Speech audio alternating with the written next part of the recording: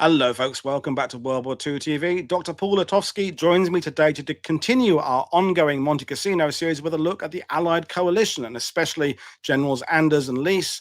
Paul is a senior lecturer at the Department of War Studies at Sandhurst, and we're looking forward to hearing his opinion on this somewhat controversial and interesting subject. I bring him now. Good evening, Paul. How are you today? Very well, thank you. So the coalition aspect, back when we were doing a whole series of shows back in April and May, one of the things that came up was the difficulty of armies and divisions kind of working at that kind of divisional operational level. But actually, the point you're going to make tonight is actually that there's this sort of higher level, there's this command level that kind of has been misunderstood. So this whole idea of going into Italy, as the Allies did, with however many languages the Allied armies spoke there, however, numerous nations there, is it an aspect that you think requires more study and more understanding? I really think it does, because apart from anything else, coalitions and their shortcomings tend to be viewed from a national perspective. Yeah. In other words, you look at the coalition from how you're reacting to it.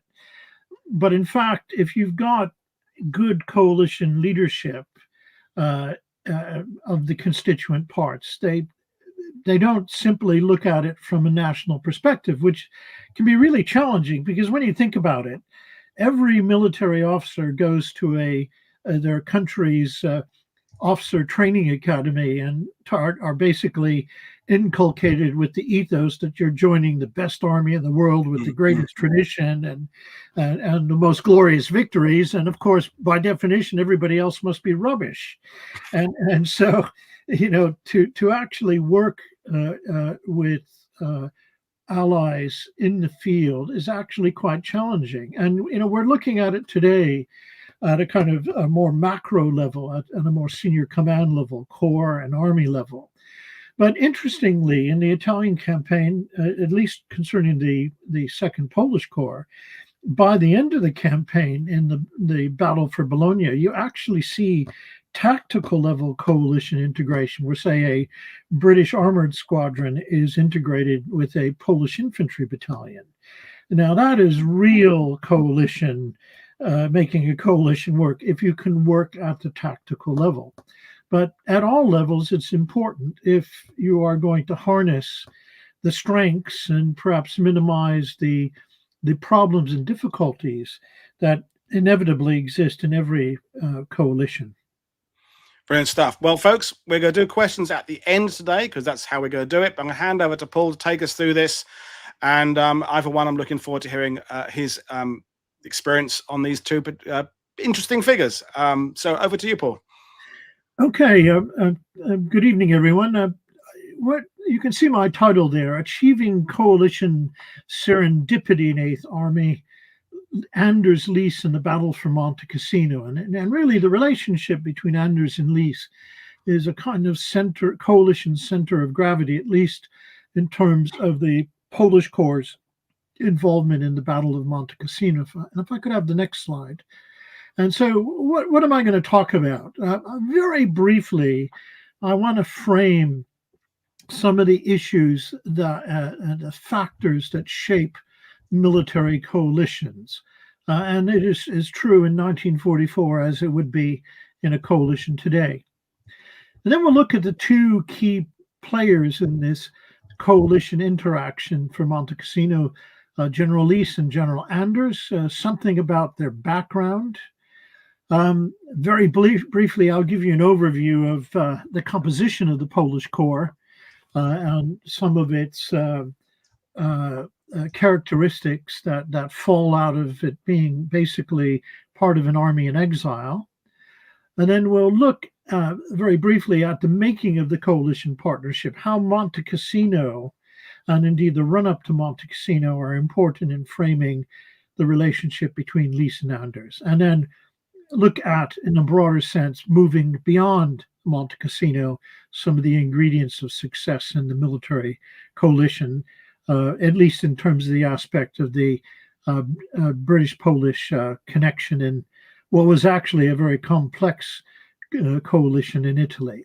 So if I could have the next slide. Military coalitions. And Again, there was lots of propaganda about military coalitions in the Second World War. Indeed, the very phrase United Nations, which came to be the label of that great international organization, was in fact first used by the Americans to describe the grand coalition against the Axis powers. And here you can see, I think, every flag imaginable. Obviously, the Union Jack toward the top, and toward the bottom, you can see the white and red Polish flag with the eagle. If we could go to the next slide. Now, what makes coalitions tick? If you want armies from different countries to work together, and armies from individual countries can, for example, have very different doctrine. They can use very different equipment, which leads to material interoperability and standardization issues. Are you using the same caliber ammunition? And largely, a lot of these factors today in modern alliances such as NATO are mitigated by years of work on trying to achieve convergence. But it's interesting, the Second Polish Corps used British doctrine in translation, admittedly with an overlay of Poland's own doctrine that its officers would have carried forward. And being British equipped, the issue of material interoperability and standardization really wasn't a problem. But the thing that really makes coalitions work then and now basically centers on personal relationships. If you get commanders of different multinational formations who establish good working personal relationships, get on with each other, are not dagger drawn, but actually listen and have empathy and try to understand how their partner operates, you're going to go a long way. And that's the coalition software. And this may require cultural awareness, sensitivity, respect. And you don't always find this in, for example, in British memoirs or British papers. And one just has to look at Montgomery's attitude toward various coalition partners, starting from the Americans down, and you can see how a lack of cultural awareness, sensitivity, and respect can be a major problem. But you've got, in the end, in any coalition, to understand your coalition partners' priorities, their limitations, their strengths of national contributions. And in this regard, you've got to understand they may do their business differently than you, but not necessarily any worse. And indeed, sometimes, believe it or not, these junior partners actually do things better than you do. So all of these things go into the coalition hardware and software that helps make coalitions operate effectively. If we could have the next slide. These are our two characters here, a nice black and white photo. Obviously, General Leese on the left-hand side and General Anders on the right. Sadly, the photographer seems to have caught him with his eyes closed. But these two men would have a very key relationship because, simply put, when on the Monte Cassino operation, the Polish Second Corps was answerable and under the command of the 8th Army, which was, of course, led by General Leese. And if I could have the next slide, what I want to do is kind of run through briefly the two various figures and to give you a sense of their careers and profiles. Leese's began in 1914 when in service with the Coldstream Guard, so he's a guardsman. He has a good First World War record, is wounded and commended for gallantry. And after the war, he decides to stay in the Army, and he attends the Staff College in 1927-28, where it's a time, I think, when Montgomery is at the Staff College. And of course, Montgomery was famous for sort of spotting talent that he would then pull forward with him in the course of the Second World War. And Leese is a good example of this.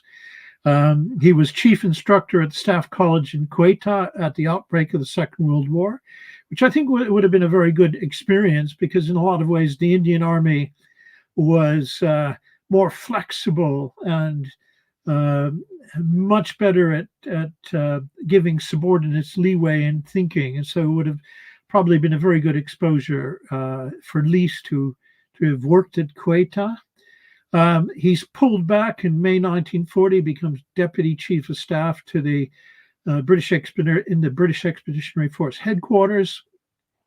We all know how well that goes, but he being on the staff, he did a reasonably good job. And in December 1940, when back in UK, he's given a divisional command and reaches the rank of Major General. In September 1942, he's given command of 30 Corps by Montgomery in the Middle East, and he holds command of this corps in the North African Tunisia campaigns and into Sicily. And then going into the mainland campaign in Italy, he is elevated very rapidly by Montgomery, who's recalled to Britain to prepare D-Day landings.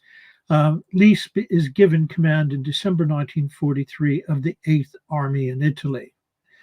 And he's in Italy until September 1943 when he is made Commander-in-Chief of the 11th Army Group in Southeast Asia. And unfortunately for him, he comes a cropper. He tries to sack Slim, which leads to a absolutely massive mutiny by headquarters staffs throughout the theater. And his bosses act very quickly. And it's not Slim who goes, but Leese. And Leese is recalled back to UK. And frankly, that marks the end of his career, really, in the army. In some ways, had he stayed in Italy, he probably would have ended the war with a much more credible record. So that's Oliver Leese. And he was born in 1894, and he is actually 2 years younger than Anders. And so over to Anders. And Anders, we've got two slides because he had actually a more complicated military career up until Italy. It should be September 1909, not 1919. Anders begins his military career actually in the Russian army. And before the restoration of Poland in November 1918, Poles served in the armies in considerable numbers as officers in the Russian army and the Austro-Hungarian. The Austro-Hungarian army, they didn't have limitations, but there was a ceiling in the Russian army, particularly if you're Catholic.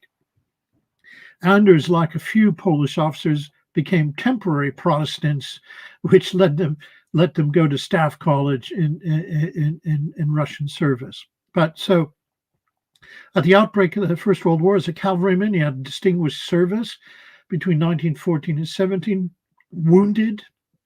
In 1917, he, with the collapse of the Tsarist regime, he joins a newly created Polish Corps in Russia. And with Polish independence, he then essentially with the Second Polish Corps, with the new Polish Corps, becomes a member of the Polish Army. He fought in the 1919-1920 Bolshevik War, leading cavalry. He's again wounded. And immediately after the war, he's actually picked as someone who's going places. And in 1921 to 23, he's selected to go to the École Supérieure de Guerre in Paris. Now, generally speaking, on the 2-year Polish Staff College course, a small number of really high flyers spent half the time in Paris at the École. So he's a man who not only speaks very good Russian, but he also speaks very good French. And interestingly, in 1926, he fought against the coup of Josip Pilsudski on the side of the constitutional government. Pilsudski tries to reconcile officers who stayed loyal to the constitutional government, and his military career continues, although for a time in the 1920s, early 30s, albeit slowly. If I could have the next slide. And so between 1928 and 39, perhaps to illustrate that his career is in a kind of a closed loop at that point, he's a commander of a succession of cavalry brigades. I mean, it's a very good appointment. The cavalry is an elite arm, attracts the best and the brightest, unlike certain other armies where cavalrymen have different kinds of reputations historically. September campaign, he starts the war in command of the Novogrudska Cavalry Brigade, and eventually he's given command of a larger operational group. But as that campaign was an all-around disaster, although he performed credibly, he is eventually captured by Soviet forces. And in 1940, he's eventually imprisoned in the Lubyanka prison in Moscow. Now, it's interesting, Anders does not suffer the fate of Polish officers in the Katyn forest massacres. And there's, I think, a reason. The Soviets tried to turn him before putting him in the Lubyanka, which he wouldn't have anything to do with. And part of that reason is because of his position in the coup in 1926. But after the invasion of the Soviet Union and a rapprochement between the Polish government in exile in London and the Soviet government, a treaty in July 41 sees him released, and as part of the treaty to raise a Polish army in the Soviet Union, he is given command. It doesn't work out. The Soviets are under-resourcing the Poles, and the Poles managed to diplomatically, with British help, get the Polish troops evacuated to the Middle East and in 1942. And by 1943, it becomes the Second Polish Corps. And in the spring of 1944, I think February, March time, it is deployed to Italy. Next slide. Just a quick question for you, Paul. Ian did ask, does cavalry mean, in that case, proper horse cavalry or mechanized, the 28 to 39 period? It's still horse cavalry, although the Poles have one mechanized cavalry brigade, the 10th Mounted Rifles, that is a sort of transformational unit. And it has to be understood, Polish cavalry in 1939 never charged tanks. They were essentially mounted infantry who were more mobile, and they actually, in the Orbat, had perhaps a higher degree of firepower in terms of anti-tank guns and machine guns than, say, a line infantry regiment. And this nonsense, this myth that has been perpetuated, doesn't reflect the reality in 1939 that cavalry essentially fought dismounted but moved mounted. So great question. And not, but I think the Polish army within its resources was on its way to mechanizing a larger chunk of its force. Okay, thank you. And one more, then I'll get back to you. Rob asked earlier, did the British Army and the Polish Army do any joint exercise in the late 1930s as prospect of war grew, or were they totally alien to one another? Totally alien to one another is, I think, the closer thing. Although I have found that there was a secondment of junior officers to Polish units to learn Polish. And I found one example of this, and I have no idea what happened to the chap or whether he was used, and it wouldn't surprise me if the British Army didn't use him, even though he probably learned Polish, and that would have given him a lot of value as a liaison officer in some headquarters capacity. But it's safe to say there is not really much in the way of direct cooperation. To be honest with you, I suspect the same is true even with France in the period. Yeah. So the Poles aren't particularly special in this regard. Okay, thank you. Back to you. Okay, Second Polish Corps, and you can see the insignia, the Sarenka, the mermaid symbol of Warsaw. And indeed, the Poles recently have established a second corps that uses the same emblem. The two divisions, you've got the 3rd Carpathian Brigade with the evergreen tree, and the 5th Borderlands Division with the buffalo bison, which inhabit the forests of eastern Poland.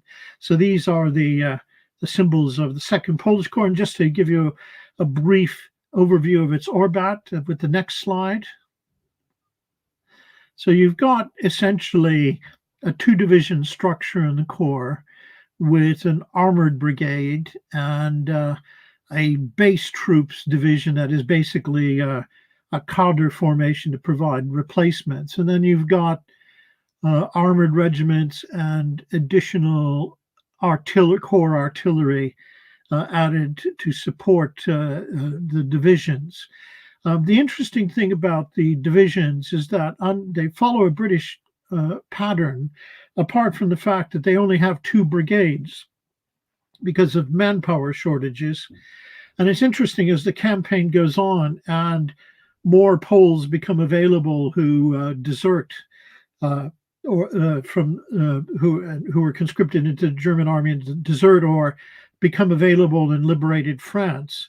The Polish Corps by the end of the war is able to create additional brigades for the 3rd and 5th Division and begin to turn the armored brigade into an armored division. So paradoxically, as the war goes on in Italy, the Polish Corps actually grows in size. Next slide, please. So now to look at this making of a coalition partnership, and Monte Cassino is almost like a moment, a crossroads, a turning point in a developing relationship. And so if anyone was interested in a great deal of gory tactical detail of the Poles at Monte Cassino, I'm afraid you're going to be disappointed because the focus is very much on the coalition dimension. If I could have the next slide. Now, when the Poles arrive in theater, one of the things that Anders was very concerned about, looking at the 8th Army newspaper, he felt that it was basically spewing out Soviet propaganda about the Poles. And frankly, that's probably a fairly accurate description because at the time, the Soviet Union, at least in terms of the British wartime information propaganda machine, was very favorable because the Soviets were major important allies. But they did at times take echo viewpoints rather uncritically. And this is a real problem for the Poles because a lot of you've got to remember, this is a corps that experienced the tender mercies of the Soviet state, first imprisoned in gulags and prison camps, and then has the ordeal of trying to be turned into an army with virtually no resources. And more than that, the majority of the soldiers in the 2nd Corps came from Eastern Poland, a part of the Soviet Union annexed in 1939. And so the sensitivities about the Soviet Union, there's no illusions among the 2nd Corps personnel about whether the Soviet Union is a nice place or a friendly ally. Indeed, the view is that the Soviets are a problem. And so this led to Anders writing Leese, and from his memoirs, Anders wrote this: "I did not reach General Leese until February 11th. I had to draw his attention to the tone and the attitude of the field newspaper 8th Army News. I emphasized to him that it was not right that on the eve of their going into battle, the soldiers of the 2nd Corps should have to read slanders against themselves in the newspaper of the army to which they belonged. General Leese accepted my remarks, but from a telegram I received several days later, I became aware how little he had then understood the way the Polish soldiers were thinking." If I could have the next slide, we've got the elements of that telegram reply where Leese said to him, "In my capacity of army commander, I have to point out to you how superfluous it is for a corps commander to express in public any opinions concerning the political situation, in particular at the present moment." So, in other words, Leese was telling him it's none of your business to engage in politics. But is it? I mean, Anders is a national force component commander in a coalition, and he's there to represent the interests of his country and not only lead the troops. And it's quite interesting that this could have been, at this point, a major stumbling block and an obstacle thereafter for the cooperation of these two commanders. But in fact, it's interesting how it plays out. And if I could have the next slide. So while Leese was telling Anders to stay out of politics, stay out of political controversies, in a letter to his wife, Leese said, "I've sent some very scathing messages to Warwick Charlton, the editor of 8th Army News, concerning his coverage of Polish affairs." So in other words, while asking Anders to stay out of politics, he gripped up the 8th Army News and told them to stop putting out what they were putting out on the Poles. And so that indicates to me that Leese understood that although he didn't want the Poles to be engaged in politics, they did have a point. And if you go on from there, the next slide, again, from Anders' memoirs, he does note that it was only much later, after we had been through battles together, that the friction between us entirely disappeared. And of course, the battle that was most important in ending this friction was, in fact, Monte Cassino. And if I could have the next slide. So this is really where the partnership is made between the 11th and the 17th. And indeed, after the initial Polish assaults, it's actually Leese who orders Anders to have a pause to regroup before he launches again.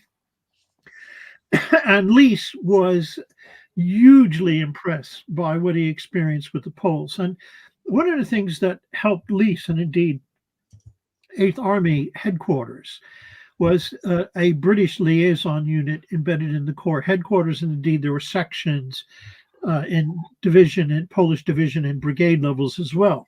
But this was the 2-6 British liaison unit. And British liaison units were planted in the headquarters of coalition partners. And there was a very able officer in charge of 26 BLU. And he had a number of Polish speakers in his team, and even those who didn't speak Polish spoke German. And of course, the Poles, being very multilingual, could either deal with that or even deal with British officers who spoke French. And the 26 BLU worked very hard to deal with any kind of nonsense attitudes they encountered about the Poles and whoever they were working with, and also work to provide a very balanced and honest picture of what the Poles were doing, their planning, their performance, and everything. And so this was an important link that undoubtedly benefited both Leese and Anders. And again, after the battle, it's quite striking. Leese writes very generously, "To me, the valor of Polish troops in those tough struggles was a revelation." And I think what Leese found with 2nd Polish Corps, and again, this is perhaps where we can get on to very briefly some of the myths or shortcomings in the historiography of Monte Cassino. I mean, a lot of the literature tend to portray the Poles as sort of bloodthirsty fanatics who would throw away their lives with a certain degree of fanaticism in these assaults, etc., etc. But in fact, the 2nd Corps fought a smart attritional battle. It was bound to be attritional, and it was going to be difficult to do. And I think what's very striking is that the planning in the Polish headquarters had a lot of continuity, and there were a lot of able planners in the headquarters. And they even, whereas if you compare it with, for example, the New Zealand division, when they're given at one point, I think, command, they're turned into a corps command. You've got a divisional headquarters out of its depth that's not augmented, trying to run a corps battle. And it's not an accident that things didn't go well as a consequence. The Poles didn't suffer from this. They had planning continuity, they had time, and they had a well practiced team in the headquarters. And even things such as to maintain momentum and attack in terms of making sure there's adequate manpower. Rear area units were combed and tasked and prepared to operate as infantry to make sure that when inevitable casualties came, the fighting power at the sharp end would not diminish. And of course, their efforts to maintain logistics and on the famous Cavendish Road and so on were actually rather impressive. So, my view of the Poles at Monte Cassino is one of an example of a very professional army, not a fanatical army, a professional army. The sad thing is that the best literature on the Poles in Monte Cassino is in Polish, and it's not so accessible to a wider English-speaking readership, and even historians English-speaking historians who deal with Monte Cassino don't actually do the primary research in a depth that one would hope, largely probably because of language barriers. Next slide, please. And it's quite interesting. Leese afterwards is continuing to be very positive about the Second Polish Corps. In a private letter to a retired British General Grant in late August 44, he said, in reference to the Second Corps' operations on the Adriatic coast, the Polish Corps has made a splendid advance up the Adriatic coast since they left Ortona in June. They've had to fight several hard battles, in all which they have distinguished themselves. They are a fine fighting race with all the best characteristics of the battlefield. They are very ably led by General Anders. He is an excellent soldier, very highly skilled in battle tactics. The Corps wears the 8th Army shield. They are charming people to deal with. We all like them and are proud to have them in the 8th Army. I'll come back to this 8th Army shield and the charming people bit in a minute, because it points to another element of the developing coalition relationship. Now, I have to say, everybody focuses on the Poles at Monte Cassino.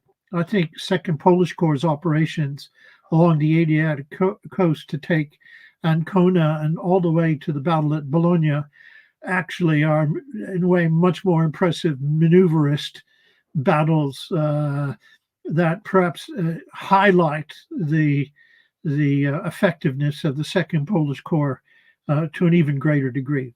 Next slide. So how do you actually develop this relationship? And it's interesting. Leese even reveals how he communicates with Anders, because Anders' English at this point is not terrific, but his French is very good. And Leese has what he calls 8th Army French. And so French becomes the lingua franca between the two generals, and they seem to manage to make themselves understood very effectively in neither of their native languages. And the next slide, please. Now, the thing, and this comes back to charming people and medals and wearing the 8th Army flash. One of the things that both sides, but particularly the Second Corps, is very good at doing is making sure that high Polish decorations are handed out to senior British Army officers. Leese, in response, I think, to build this idea of one team within the coalition, grants the Polish Second Corps the privilege of wearing the 8th Army flash, which I think is actually, I don't think that's done very often or much in the Second World War by the British Army. So I think that's rather high praise to how much the Second Corps was valued in the eyes of 8th Army. And, with these various things, royal visits of the king, visits the Polish Second Corps troops. And interestingly, I think Anders was very shrewd in managing his boss, Leese. Leese would arrive at Second Corps headquarters for discussion. And of course, Anders would lay on a banquet with maybe the band playing in a corner or the Polish choir singing melancholy Polish mountain songs to Leese, and Anders had in his headquarters a fantastic female cook who would lay on these banquets, and Leese, being a guardsman, I think was rather keen on that sort of socializing, and so it's quite interesting how there was a social dimension that certainly Anders sought to cultivate to make sure he had a good working relationship with Leese. And it's interesting, evidently, the Canadian Corps headquarters, the commander of the Canadian Corps headquarters did not get on so well with Leese, and he began to offer banquets when Leese arrived. So, I mean, there's something of a modeling going on here in terms of coalition socialization. Next slide, please. And, Leese actually, in the end, I found this interesting quote, which I think is a very good pragmatic analysis by Leese of how armies view coalitions, but also of a coalition commander who can look beyond their own military world to understand those of their coalition partners. And Leese said, "I wish the whole army were our own people, but we line up Poles, British, French, Americans. These coalition armies have many weaknesses, but they also bring certain strengths if different nationalities can be allotted to tasks suitable to their characteristics and equipment." And I think this is a statement of a successful coalition commander, one who has made an effort to actually understand his junior partner. Next slide, please.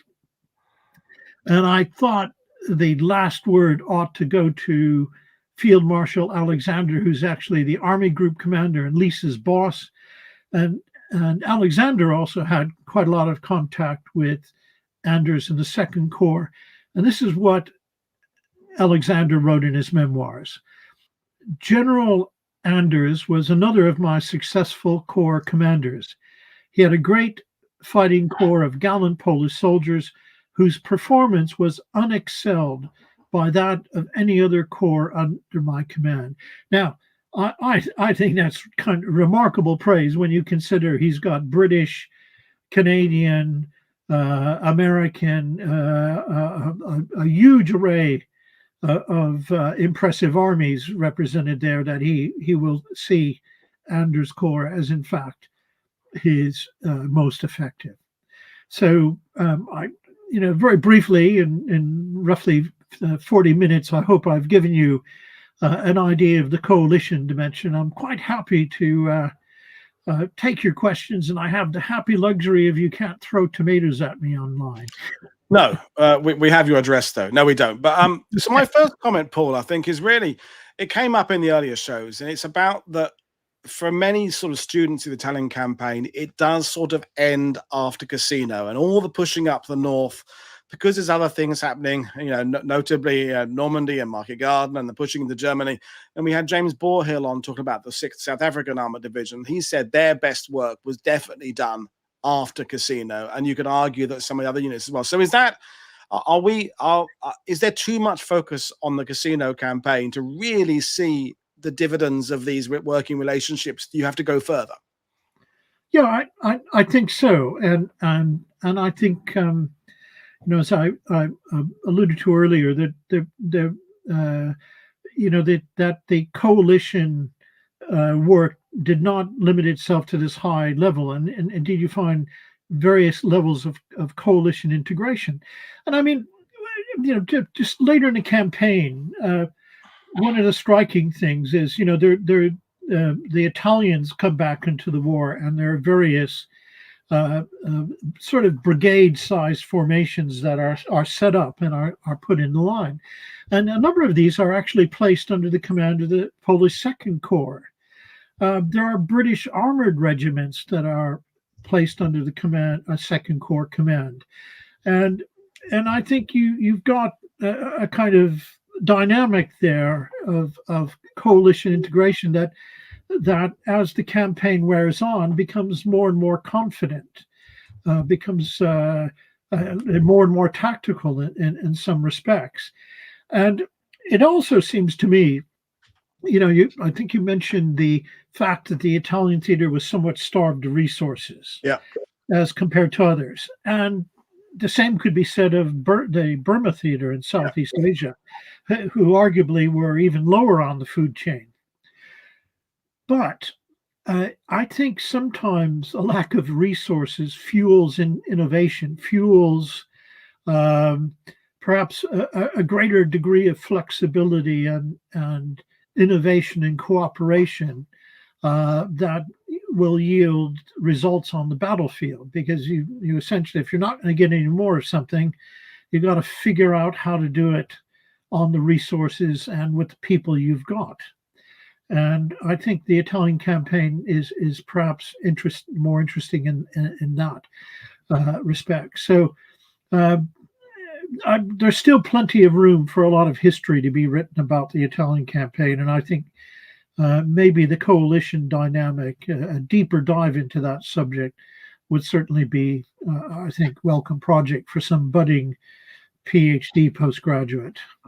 Brilliant. So we'll go back to the question. So Andreas asked early on, Leese going to Burma at the time, so in September 44, was that considered a promotion or a demotion or sideways? I mean, obviously with historiography, we may view it differently because of his relationship, well, trying to get rid of Slim. But at the time, how was it considered, do you think?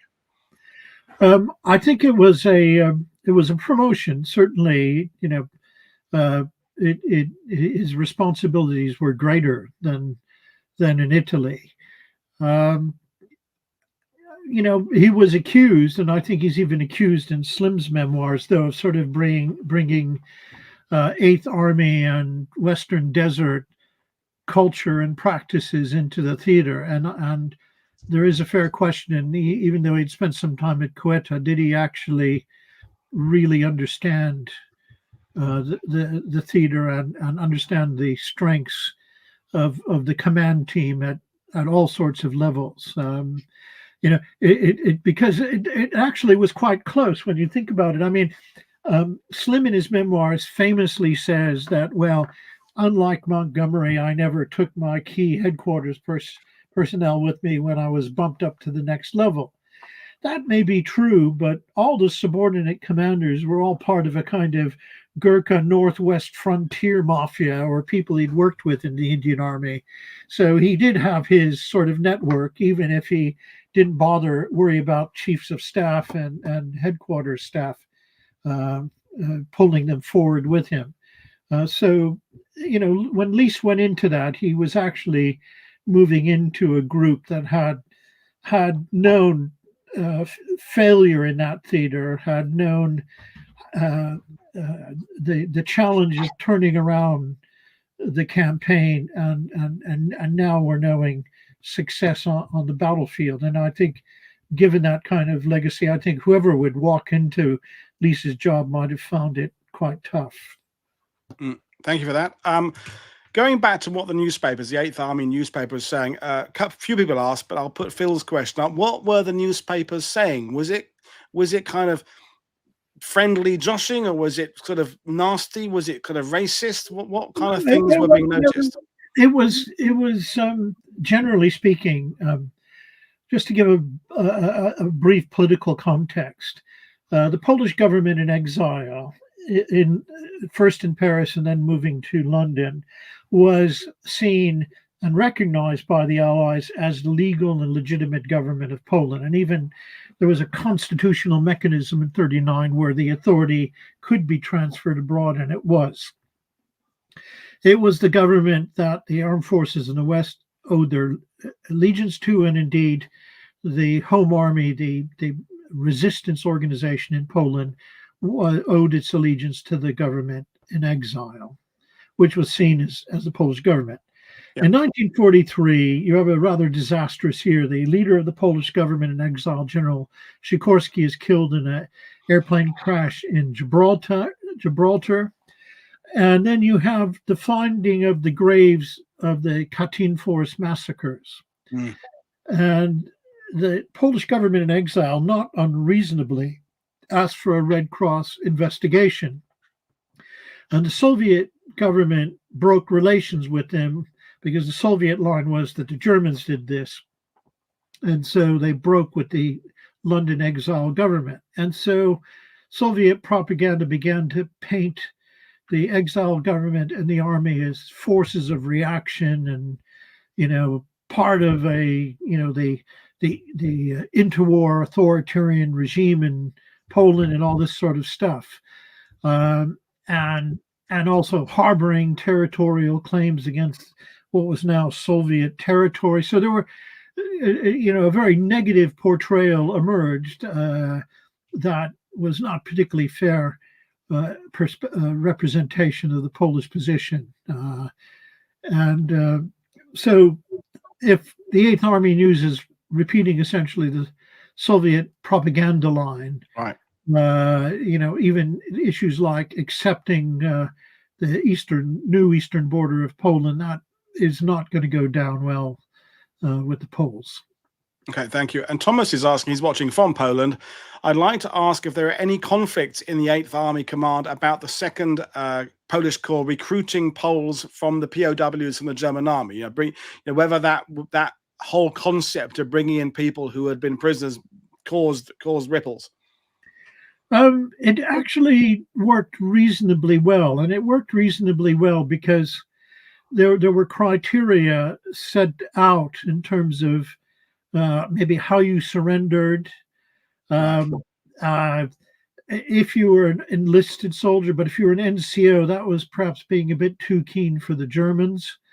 And there was a vetting process, and there were some who were excluded and not taken into the armed forces. There was bridging training. You didn't simply take a POW who walks into a pen and have them change uniform and hand them a Lee Enfield and send them to the 2nd Polish Corps. There was bridging training. So there was a whole process. I think probably where there were any frictions with this process is the Polish army had, in the 2nd Corps had perhaps ambitious plans for its expansion that resource constraints didn't allow. And so there was a certain amount of 8th Army saying, well, wait a minute, we don't have enough kit to have you do this in this time frame. You're going to have to take your time with it. And so it was more that sort of thing was a friction, not that they had been previously in the German army. Okay, thank you. Leese's relationship with some of the other nations. Freiburg comes up on this channel a lot. We've got quite a few New Zealand and Australian historians and guests, and Freiburg is another controversial, contentious figure. But I know there's no direct correlation as such. But does Leese talk about his relationship with other people, other nationalities, particularly? Yeah, he does in his correspondence, particularly with his wife. I have to say that as I was looking for something specific, I didn't pay a lot of attention to some of his relationships with others, but he did have issues. I mentioned with the commander of the Canadian Corps who he didn't rate. Leese had his views on other Corps commanders, and I suppose if he's working with, say, British Corps commanders, it's going to be more as a kind of normal within the British Army. There's not going to be the need for the same degree of attention and time that you need to devote, say, to working with a coalition partner. At least you would hope so if you're all part of the same military culture. Another one which I'm going to word, thank you for that, which I'm going to word slightly differently, is Mad Cat is asking about any agreement about who equipped which nationality, because I'm thinking I'm working on the French Second Armored Division Normandy, who of course were equipped by the Americans. At any point was there a consideration of putting the Polish Corps under an American command? So they have, for example, American units, uniforms, and American equipment. You talked at the beginning about the difficulty of going into combat in coalitions with different equipment, but the Poles, as you said, were kind of part of the British in terms of doctrine and uniforms. But could there have been a possibility of them being under American command and American equipment? I don't think so. I think because the organization of the Polish armed forces in the West, both in terms of Second Corps in the Middle East and then the Armored Division and other Corps troops in UK, it was all focused on being under British command and commitment. And there were a series of obviously status of forces agreements, as they would call them today, that regulated the relationship between the British and the Polish armed forces, and also placed Polish formations under British command on operation. Like Britain, the Polish armed forces benefited from American Lend-Lease, obviously being equipped with things like Sherman tanks. Yep. And there was certain categories of American equipment that made its way into Polish use, both in Italy and in other theaters. Okay, thank you. Next question. What are we looking for here? You talked about the end about General Alexander's comments there about Anders and the Second Polish Corps. You talked about what Leese said, but did Anders say anything at the end of the war about Leese's generalship or the command structure in Italy particularly? No, I think he's very reticent. I mean, he only will talk about these political frictions that could have gotten in the way of the coalition functioning. I mean, one of the frustrations I have with General Anders' memoirs is that he spends a lot of time talking about the politics of the Polish question in the Second World War, and less in his memoirs about his command of the Second Corps, which for me that's an equally interesting story that he doesn't really go into adequately. And I think you really have to pull out of the Corps headquarter papers. That's where you're going to get the gleaning of Anders' generalship in terms of the Second Polish Corps. Okay. Thank you for that. Ian Carr is asking about either Leese's or Anders' relationship with General Tuka, who is, for my money, one of the most underrated commanders in World War II. I know his career kind of ends at a certain level, but Tuka, is anything that either of them said about him?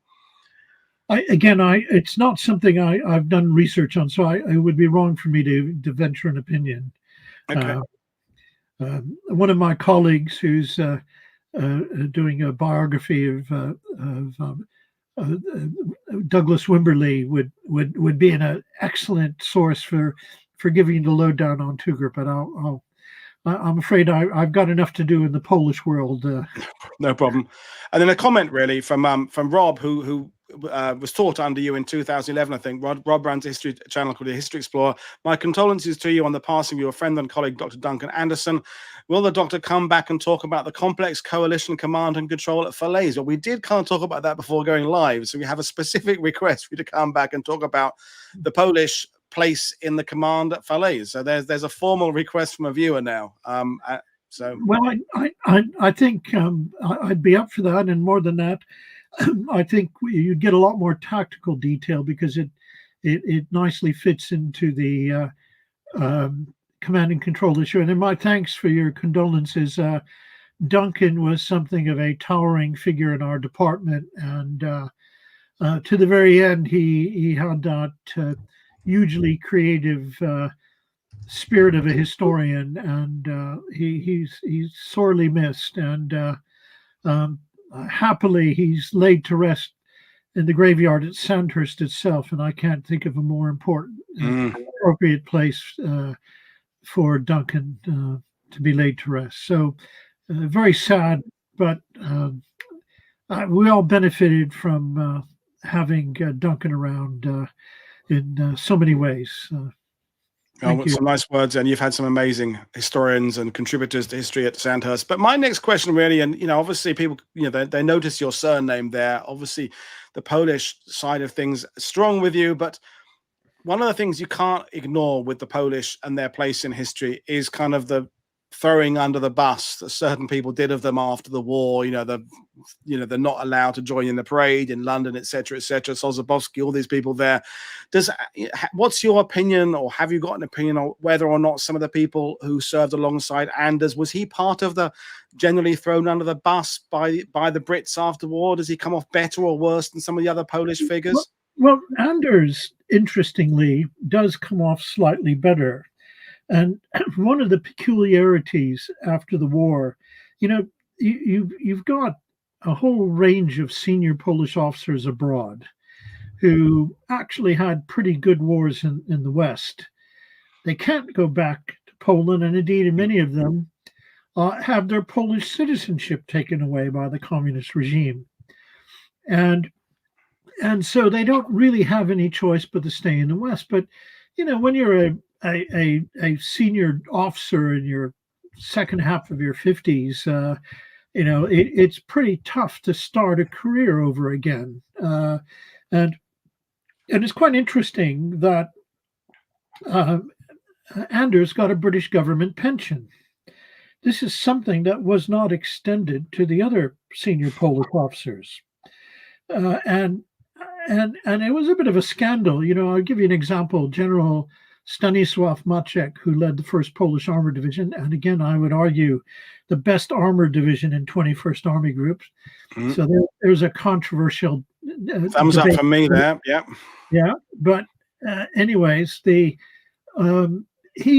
actually worked for a time as a barman in Edinburgh. One of his junior officers bought a hotel and gave him a job, essentially, keep him and his family going. He actually had a disabled daughter, and it's a very sad. But Maciek is a very tough, hard, indomitable figure, and there is a kind of funny side to him being a barman. His ex-soldiers would come in, click their heels, and say, "Double whiskey, panie generalia," and so he was evidently a very good barman, as well as being a very good armored division commander.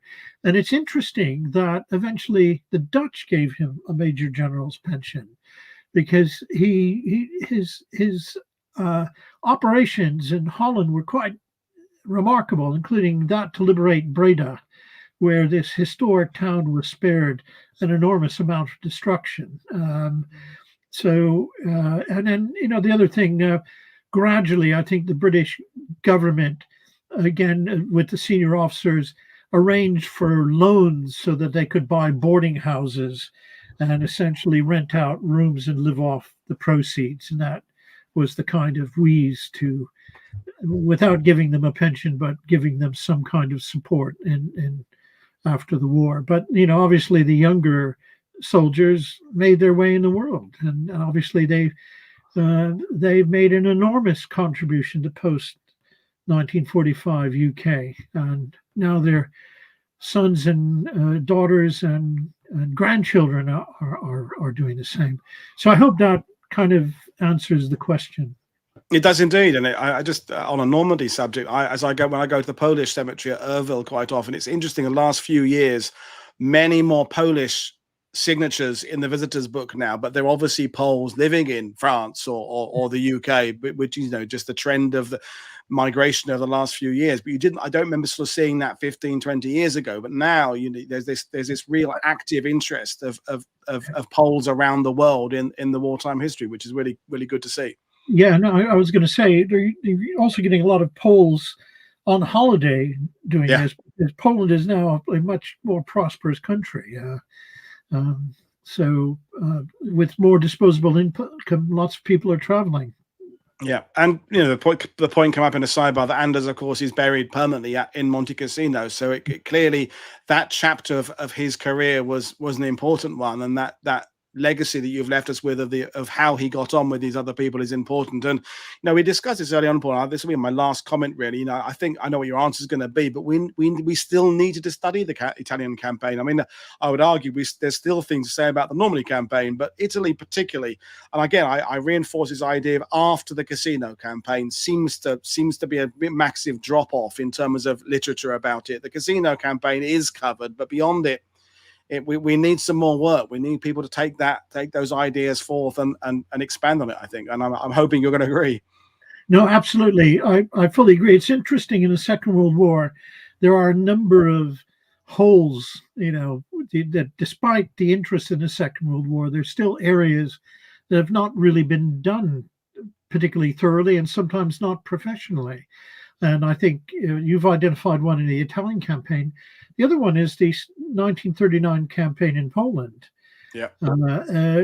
Because I think from what I've seen, looking at primary source records, particularly Polish ones, the Germans were not the well-oiled machine that they were even a year later in the war. And the Poles weren't as rubbish as the cliches that plagued that campaign reflect. And so there's another campaign, but again, you can't do that campaign unless you can read both Polish and German, and that is a reality. Yeah. And the scale and volume of records to be covered for that is again that's a lifetime's work for some young scholar, I think. Absolutely. Well, there's so many things. I mean, I say it often to people that the biggest question I get with this channel is, have you run out of subjects to cover yet? My answer is no. My list of potential subjects and guests is growing exponentially all the time, because there's whole campaigns I've done 1,500 of these shows now. I haven't touched Finland really at all yet. There's whole swathes of things I just haven't covered yet. I've done a couple of shows on Poland in 1939, but really that's about it. So there's still incredible amount of scope to go back to subjects, and some, as I say, for the first time. I was going to say, did the Abyssinian campaign again? What do we know about the Abyssinian campaign? I actually. We had a seminar at one occasion at Sandhurst with I think it was a Canadian scholar who was looking at wartime medical casualties. And you can get these statistics, how many casualties on a campaign are due for medical reasons. And one of the fascinating things he had dug out was that in that Abyssinian operation, the highest level of casualties were caused by disease. And you would think, it's like the 19th century, isn't it? But in a 20th century, your greatest loss of strength of your fighting power is being caused by getting all sorts of dreaded and diseases that are endemic in that particular part of the world. So, again, what do we know about that campaign? Again, more food for thought, more things to add to the bucket list, I think. Absolutely. Well, on that note of me being depressed about all the stuff I have yet to cover, I'm still a young man, 55 years old. I've got another 30 years doing this. I hope I might get to most corners of the globe. But Paul, it's been a fantastic talking to you. We'll try and put our heads together about coming back on doing some valet stuff. Thank you, viewers, for your incredible questions. Tomorrow we have Rachel Lance coming on, talking about her book Chamber Divers. We've got more shows coming up later in the week. Normandy again, more things coming up. It's going to be a busy time on World War II TV. Just setting up my Liberation of Paris week. We're doing a Brittany week, and I'm working on a Dragoon week, although that won't be till September. So lots more coming your way. Thank you, Paul. Thank you, everybody. This is Paul Woodadge for World War II TV saying I will see you all again tomorrow. Cheers. Bye.